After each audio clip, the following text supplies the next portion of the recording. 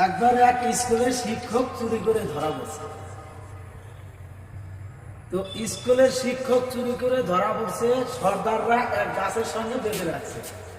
তো বেঁধে ওনাকে বলতাছে যে আপনি স্কুলের শিক্ষক হয়ে চুরি করলেন কিভাবে, তো আপনার শাস্তি পেতে হবে, এখন শাস্তি দিব আমরা।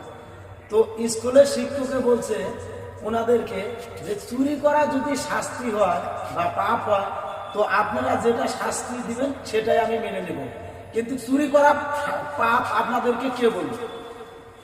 ওনারা বলছে যে চুরি করা মহাপাপ, আমরা এটা এক হুজুরের কাছে শুনছি।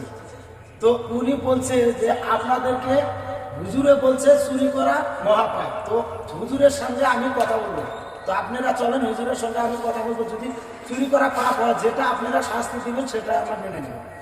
তো যেই মাত্র সেই কাজ, তো ওনারা সঙ্গে সঙ্গে হুজুরের কাছে গেছে। হুজুরের কাছে যাইয়া হুজুরকে বলছে যে হ্যাঁ আমরা শুনছি চুরি করা মহাপাপ। আর হুজুরকে তখন ওই মাস্টারটা ছিল বুদ্ধিমান মাস্টার, স্কুলের মাস্টারটা ছিল বুদ্ধিমান মাস্টার। হুজুরকে তখন বলছে যে চুরি করা যদি পাপ সেটা তো আমি মেনে নিব না, কারণ আপনারা বলেন যে যেটা হয় সব আল্লাহর ইচ্ছায় হয়, তো এটা তো আমার ইচ্ছায় হয় নাই, এটা তো আল্লাহর ইচ্ছাই রয়েছে, এটা আমি কিভাবে মেনে নেব? তো হুজুরকে তখন ওই স্কুলের শিক্ষকটা বললো, আচ্ছা হুজুর বলেন তো চুরি করা কিরকম পাপ? কারণ আপনারাই তো বলেন যা হয় আল্লাহর ইচ্ছা হয়, পৃথিবীতে যা হয় সব আল্লাহরই ইচ্ছায় হয়, তো আমি কেন শাস্তি পাবো এখন বলেন তো?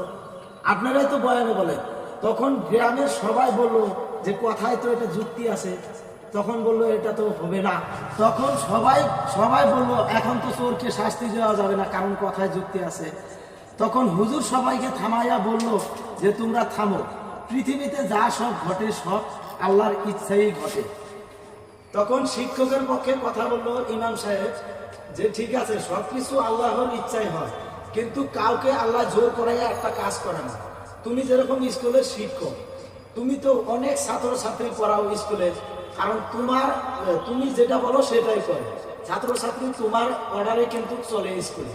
তখন স্কুলের টিচারটা কিন্তু স্বীকার হয়ে গেল।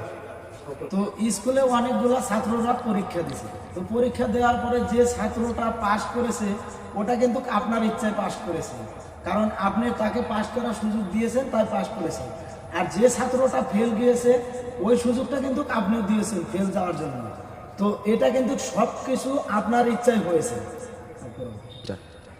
স্কুলে ছাত্রদেরকে আপনি কিন্তু পাস করা বা এবং ফেল করার সুযোগ আপনি দিয়েছে, এটা কিন্তু স্বাধীনতার জন্য পরীক্ষা করার জন্য আপনাকে দিয়েছে। কারণ